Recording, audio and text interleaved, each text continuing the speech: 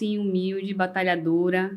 Eu sou uma pessoa que eu me considero uma pessoa, assim, comediante, entre aspas, né? Não ganho por isso, gostaria, mas assim, eu sou uma pessoa temente a Deus, gosto muito de honrar meus compromissos.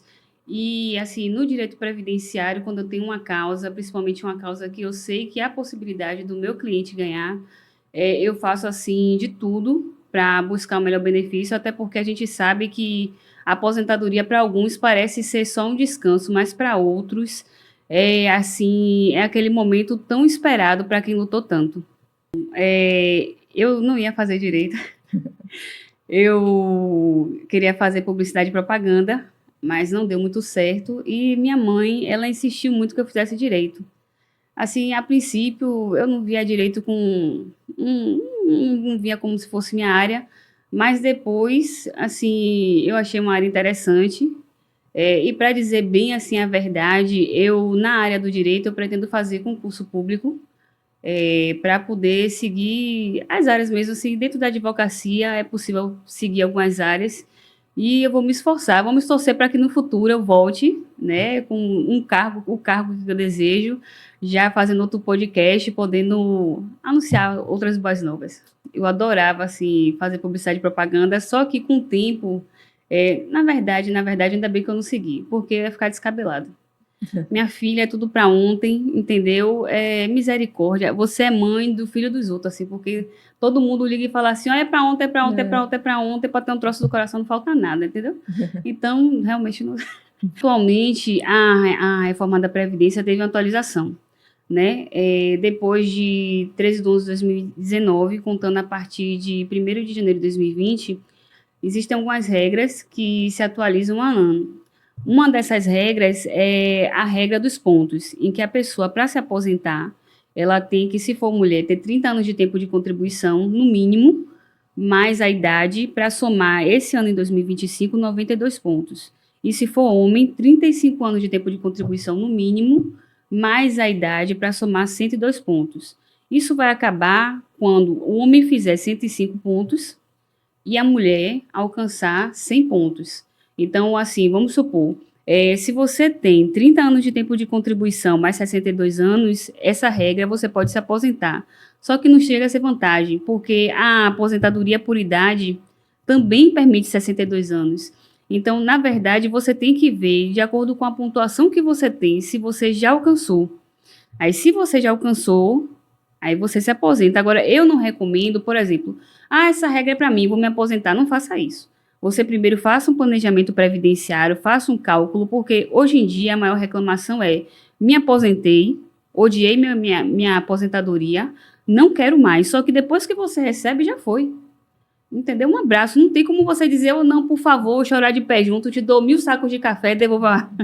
Não vai rolar. Então, você tem que se planejar, se programar agora para não fazer besteira.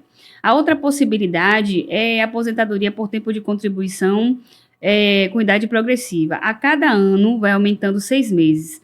Então, esse ano, para a mulher, tem que fazer 59 anos e para o homem tem que fazer 64 anos. Isso vai acabar quando o homem alcançar 65 anos e a mulher 62 anos. A pessoa tem que ver também se é vantajoso. A outra possibilidade, que essa aí, desde que lançou, muitos doutrinadores criticaram bastante, é o do pedágio 100%. Porque, veja bem, se faltavam 6 anos para você se aposentar para conseguir aposentadoria, o que é que ela faz? Você completa os 6 anos, mais 6 anos, 12 anos nas costas, quer dizer, voltamos ao tempo da escravidão. Então, é uma situação que cada uma dessas regras, a pessoa tem que parar, tem que analisar, dizer assim, não, deixa eu ver qual é a melhor regra. A outra regra que agora já se consolidou foi a de 2023, que é a aposentadoria por idade, que homens e mulheres que tinham a qualidade de segurado antes da reforma têm 15 anos de tempo de contribuição, mas a idade é que vai mudar, porque a mulher vai ter 62 e o homem vai ter 65. Pode se aposentar sim, só que quando você vai ver a remuneração, vai ser 60% de toda a renda desde julho de 94. e vai crescer 2% a cada ano que exceder, no caso, para a mulher, 15%, 15 anos e para o homem, 20 anos. Se a pessoa fizer 20 anos a mais de tempo de contribuição, então a mulher com 35 anos, ela vai ganhar 100% de toda, vamos supor, que você tem R$ 1.000, e aí 60% vai ser 600.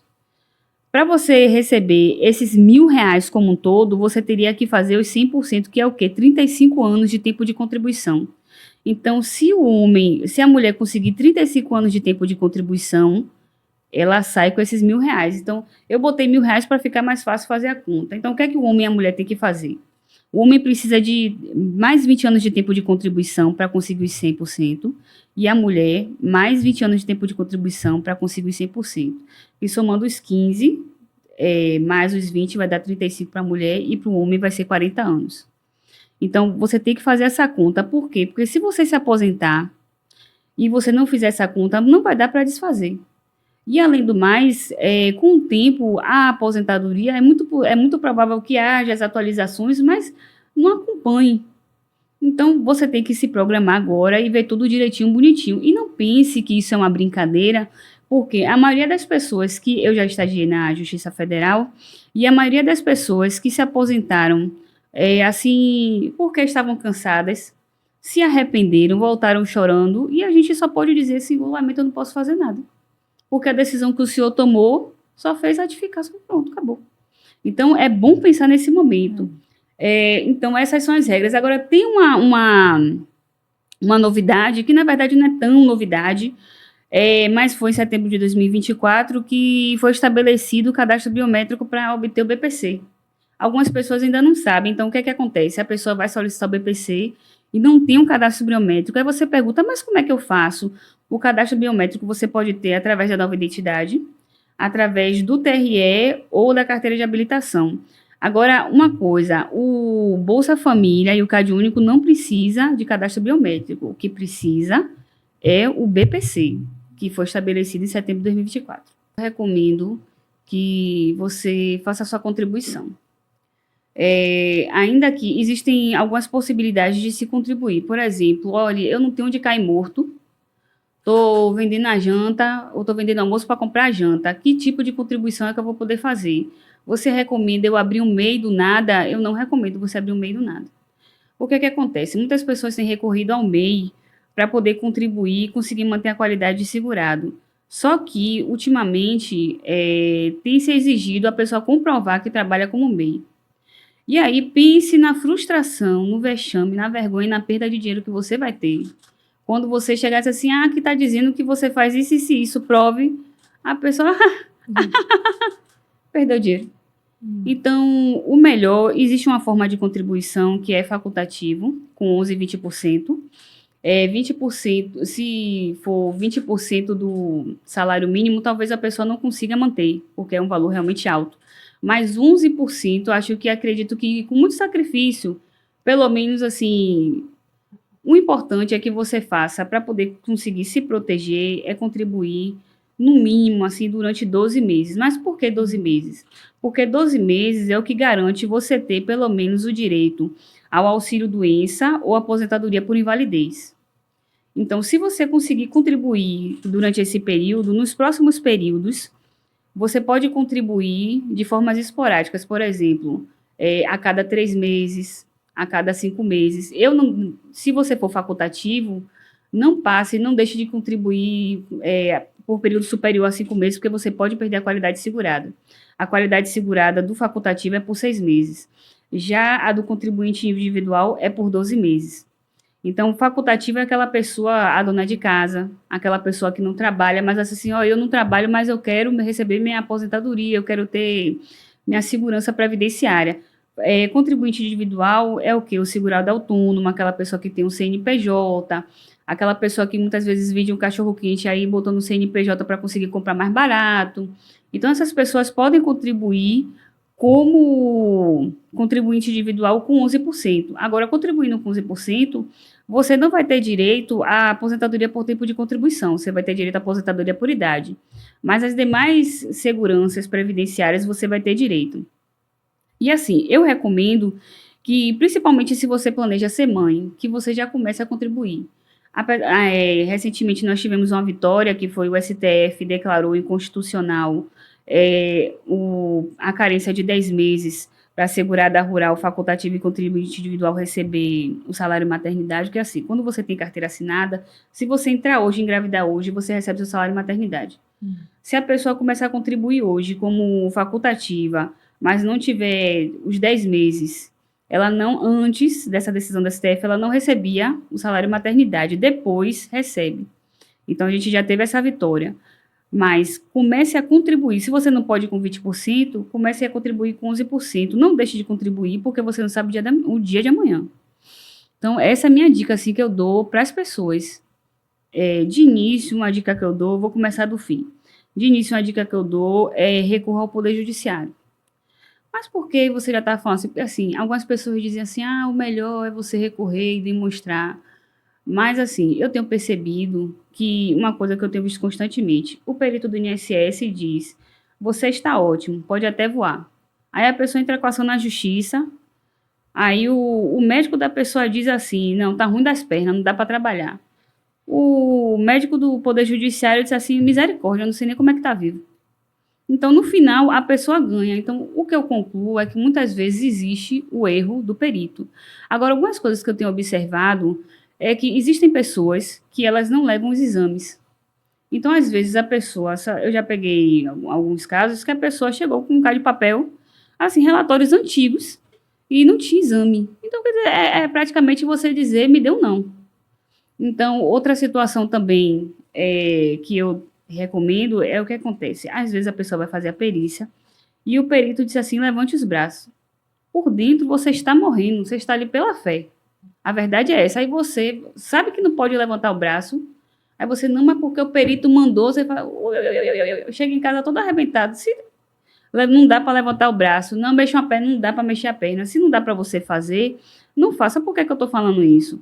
Porque às vezes a pessoa faz o que o perito pede, aí a pessoa chega em casa toda cheia de dor, e o perito não vai botar lá, não, ele fez cheio de dor, mas fez. O que é que ele vai botar? Levantou os braços. A pessoa que está olhando o processo é assim, tá uma maravilha, tá levantando os braços, já pode trabalhar. Mas não, na verdade não, a pessoa está toda estrupiada, coitada, toda judiada, e não pode. Então, assim, a minha dica é, se você não pode fazer, o perito disse assim para você, faça isso, faça aquilo, você não pode, assim, eu não posso fazer, ponto final. Aí, se ele falar qualquer coisa, ignore, assim, eu não posso fazer. E eu recomendo que você reúna, quando você for para a perícia médica, leve todos os documentos. Mas por quê, doutora? Porque, assim, o INSS, quando ele vai contestar no processo, se você ficar apresentando um documento novo, ele pode dizer, esse documento eu ainda não vi. Então, você tem que levar todos os exames, todos os relatórios médicos. E uma coisa importante, assim, verifique, e isso, assim, eu tô falando porque eu peguei um cliente que eu fiquei, assim, de coração, doeu em mim. Esse cliente, ele tem uma doença que ele é isento de carência, então ele já pode receber. Só que, o que acontece? A data de início da incapacidade dele foi num período que ele não tinha qualidade de segurado. Mas um relatório médico dizia, não, começou em tal data, mas o exame dizia começou em outra data. Nessa data que realmente começou, que é o que o juiz... E não foi possível contestar, porque às vezes o advogado está assim, contesta, menina, não deu para contestar. Assim, eu fiz de tudo. Eu conversei, inclusive, com alguns colegas meus e uma professora professores, né?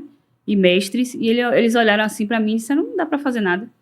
E assim, o que acontece? A incapacidade foi no período que ele não tinha qualidade de segurado. Se você não tiver qualidade de segurado e tiver doente, a não ser que seja uma rara exceção, assim, não dá para ter o benefício. Então, as pessoas têm que olhar tudo isso assim, bem descritivo, bem a miúde. O advogado chega a ser o inimigo, né? Porque a pessoa diz assim, tio Patinha, vai abafar meu dinheiro. Mas, assim, o advogado faz toda a diferença. Quando eu estava estagiando na Justiça Federal, eu observei 2 casos em que eu vi que a pessoa só perdeu porque não tinha advogado. O perito fez o relatório médico e se o advogado tivesse contestado, a pessoa tinha obtido o benefício. E no outro, foi uma situação que a pessoa, se tivesse consultado o advogado, ela não teria feito uma contribuição indevida, porque ela contribuiu como facultativo baixa renda, e para contribuir como facultativo baixa renda tem que ter CAD único e preencher os requisitos. Quando você não preenche, você perde a contribuição. A pessoa contribuiu acreditando que teria qualidade, não teve e perdeu. Então, assim, você tem um advogado, às vezes você pode pensar, vai querer roubar meu dinheiro, mas não pensa assim, porque o advogado, ele passou, meninas são mais de 5 anos, sofrendo na mão de lindos professores. Muita lei que muda assim do nada, você dorme com a lei, acorda com a outra. Isso, as coisas não são fáceis, então, assim, o advogado está ali para obter, na verdade, a remuneração dele. E muitos advogados trabalham da forma devida e correta. Eu sei que podem existir profissionais que agem de forma que não condiz com o que a OAB orienta, mas assim, a maioria dos advogados são bons, são excelentes e trabalham da forma correta. Então, não fique com medo do advogado. Busca um advogado, aí ele vai cobrar meu rim, não vai não, menino. Advogado nem come rim, fique na sua. Chama o advogado, peça o orçamento, aguarde ele dizer, se você puder, ok, se não puder, você se vem cá, doutor, e o que é que eu posso fazer? Converse com ele, não tenha medo não, não fuja dele não, vai dar tudo certo. Eu acho que essa é a pergunta, assim, que muitos gostariam que a resposta fosse sim, mas a resposta é não. Infelizmente não dá para, assim, realmente não dá para você se aposentar sem você contribuir. Para você conseguir se aposentar, você tem que contribuir, ter a carência de 180 contribuições. Para homens que, após a reforma, o período é de 20 anos para conseguir se aposentar por idade. Então, você tem que preencher o requisito do tipo de contribuição e da idade. Agora, sim, mas vem cá, me diga aí, eu estou vendo um povo aqui que está aposentado, um senhor de idade aqui está ganhando um salário mínimo e ele nunca contribuiu. Como é que pode isso? Na verdade, ele não está ganhando um salário, ou ele não está ganhando aposentadoria. O que ele está ganhando é um benefício de prestação continuada, o LOAS, é um benefício assistencial. Ninguém contribui para poder ter direito a ao valor de um salário mínimo, mas precisa preencher os requisitos. Quais são os requisitos? A renda familiar por pessoa tem que ser inferior a 1/4 do salário mínimo, que hoje é R$ 379,50. Então, se a renda pega todo mundo da família, a mãe, o pai, o cônjuge, os filhos solteiros, irmãos solteiros, soma a renda, divide, se der inferior a R$ 379,50 neste ano, porque tem que ser inferior ao salário mínimo, 1/4 do salário mínimo. Aí você já é um indício. Agora, a outra situação, só pode quem tem a partir de 65 anos de idade e pessoa com deficiência.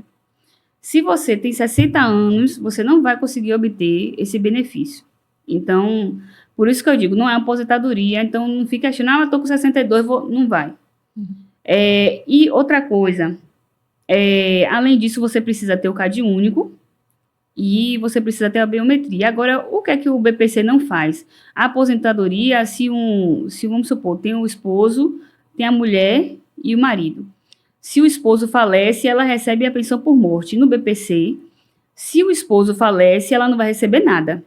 Também não vai deixar nenhuma pensão por morte para os outros herdeiros. E o que é que acontece? Não é em relação a isso. Nem o menor, se tiver algum filho que seja menor de 21 anos ou algum filho que tenha algum tipo de invalidez, ele também não vai receber. Então, assim, o BPC, se você... Vamos supor que sua filha ganhou na Mega Sena, acabou o BPC. Porque BPC é só naquela pessoa que está naquela situação de miserabilidade. Passou aquela situação, tá tudo certo. Então, deixou de receber. Se a pessoa possui carteira assinada, ela tem... A única diferença entre quem possui carteira assinada e quem é MEI, quem é MEI, contribuinte individual e facultativo, é que não recebe auxílio acidente. O contribuinte individual, que é aquele autônomo, por lei, ele não vai receber auxílio acidente. Mas uma coisa que eu falei, que é uma vitória, e realmente é uma vitória, porque assim, por exemplo, eu conheço missionárias, né? Missionárias são contribuintes individuais. E o que é que acontece? Às vezes a pessoa está no campo e ela não consegue contribuir com 11%. E aí, muitas vezes, ela está grávida e ela fica assim, meu Deus do céu, como é que vai ser para eu receber o salário maternidade, que é um benefício pago durante 4 meses, no valor de um salário mínimo, se eu não tenho dinheiro para contribuir? E a decisão do STF, ano passado, o que é que ele fez? Declarou inconstitucional que facultativo e contribuinte individual e rural tinha que contribuir por 10 meses para receber o salário maternidade. Isso, assim, eu achei maravilhoso, excelente, porque muitas pessoas não recebiam. E se você está vendo esse vídeo e você disse assim, puxa, eu não sabia disso, mas ainda faz 5 anos, né, que você teve o seu bebê e que você não completou os 10 meses, você pode entrar em contato com o advogado para que ele solicite novamente esse benefício e, se for o caso, judicializar, porque você vai ter direito. E isso é excelente. Pense aí. Vamos ver, ó, 1.518 vezes 4, você tem direito a uns 6 mil reais, mais um pouquinho que 6 mil reais, olha que maravilha. Trouxe aqui uma lei sensacional, maravilhosa. Então, o que acontece? É possível receber o BPC e o Bolsa Família. Agora, o melhor é que a pessoa peça o Bolsa Família primeiro. O Bolsa Família, cada pessoa tem que receber a renda familiar por pessoa tem que ser de R$ 218. Então, a pessoa pede o BPC, pede o Bolsa Família, se enquadrou, ok. Depois ela vai pedir o BPC. Quando ela pedir o BPC, vai chegar no CAD único, você não vai informar, eu ganho R$ 600. Vamos supor, 4 pessoas, R$ 600. Aí, não, 2 pessoas. R$ 600, 2 pessoas. Aí, 300 para cada um. Aí, vai perder o Bolsa Família, porque a pessoa não vai entender que o Bolsa Família é o que está dando os R$ 600. O que é que ela tem que dizer? Olha, eu recebo o Bolsa Família, que é um benefício de transferência de renda. Aí, você já anota aí, viu? O benefício de transferência de renda. Porque quando chegar lá, ele não vai botar que você tem R$ 600, ele vai botar que você tem o Bolsa Família. Aí na lei, vou ler a lei aqui agora, menciona que no cálculo do BPC vai desconsiderar o Bolsa Família. Aí eu vou mostrar aqui, ó, no artigo 20 da Lei 8742 de 93, que é a Lei da Assistência Social, parágrafo 4º, fala assim: o benefício de que trata este artigo não pode ser... Agora, o benefício de que trata este artigo é o LOAS.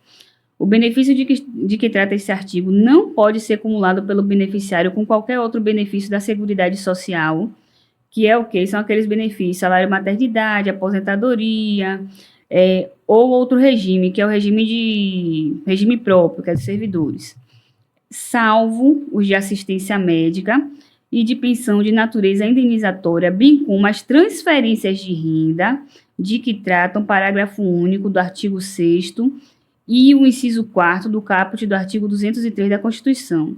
Aí você diz assim, Ludmila, não entendi. Calma, fique na sua. Agora a lei do Bolsa Família, artigo 1º, parágrafo 1º. O Bolsa Família constitui etapa do processo gradual e progressivo de implementação da universalização da renda básica de cidadania na forma estabelecida no parágrafo único do artigo 6º da Constituição Federal. Este é o momento que eu não sei você, mas eu estou ouvindo fogos.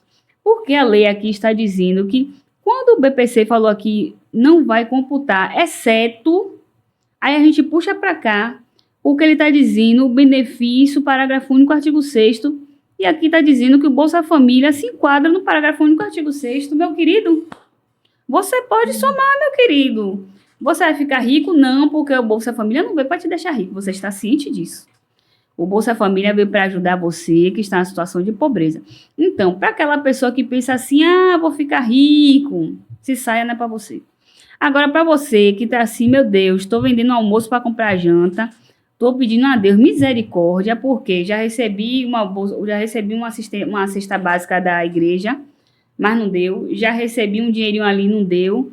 Tenho 4 filhos passando fome.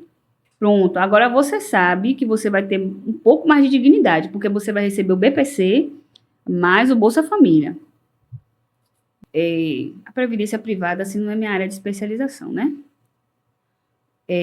Mas eu não recomendo, porque o rendimento é baixo e se a seguradora falir, eu sei que a SUSEP está por trás para minimizar os danos, mas se a seguradora falir, você vai perder seu dinheiro. Eu conheço pessoas que já perderam dinheiro. Então, eu acredito que se a pessoa investir, vai ser melhor. Natália Arcuri, no YouTube, ela é uma excelente profissional que ensina de forma gratuita e eu recomendo. Uma coisa que aconteceu quando eu era mais nova, foi no período da gripe do frango. Minha mãe, ela ficou doente E ela foi internada às pressas. Eu pensei que o hospital todo em uma correria, foi como uma Covid. E eu pensei que ela fosse falecer. Menina, eu tava em casa chorando e eu só faltava me descabelar. E aí eu senti Deus botar a mão no meu coração assim. Rapaz, eu realmente senti ele segurar e dizer assim, calma. E assim, ele mostrar que era comigo e deu tudo certo. E hoje minha mãe tá viva, glória a Deus por isso. E isso, assim, foi assim o meu maior milagre, porque menino, só quem passa por essas situações sabe. Então, eu queria falar que o mar abriu, não sei o quê, mas, mas foi isso.